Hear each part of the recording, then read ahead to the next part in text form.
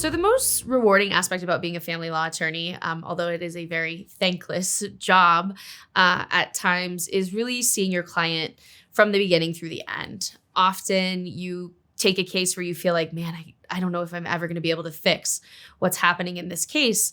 But eventually you really do get to a point where you feel like you've really helped this family and helped your client get through probably what's the most difficult time in their lives. But more often than not, I feel that seeing my client through the end of the case, seeing that they've now gotten the ability to focus on their family and their children rather than continuing through litigation is probably the most rewarding feeling that you've made a difference.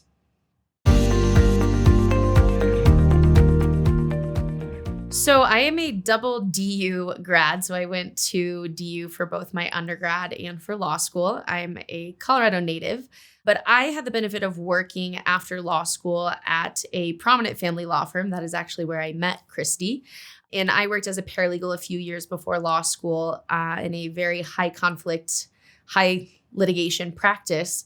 And so I had the benefit of learning client management, case management. I had great mentors at that firm, and that really solidified my interest in family law.